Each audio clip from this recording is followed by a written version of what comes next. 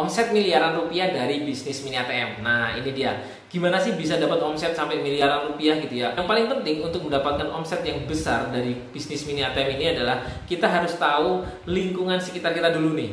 Kalau di lingkunganku pribadi, paling tidak aku tuh sudah tahu kalau di daerahku ini banyak orang-orang yang anaknya itu di pondok pesantren, kuliah di luar daerah, atau sekolah SMA di luar daerah.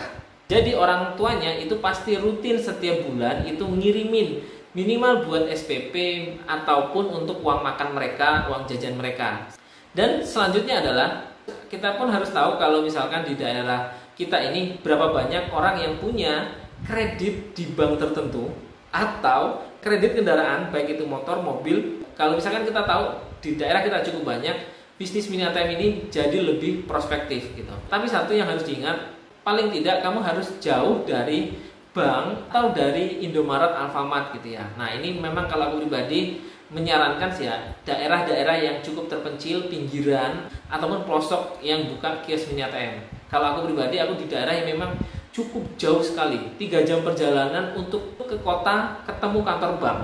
Nah selanjutnya, bagaimana caranya bisa dapat miliaran rupiah dari kios mini ATM? Yang perlu kita tahu ya, pemerintah ini sangat dermawan ya. Jadi mereka ini punya program-program bantuan untuk masyarakat kayak Rastra, Beras Sejahtera, PKH, kemudian bantuan COVID, kemudian bantuan yang lainnya. Nah, ini ada banyak bantuan yang disediakan sama pemerintah, tapi bentuknya ini adalah kartu ATM.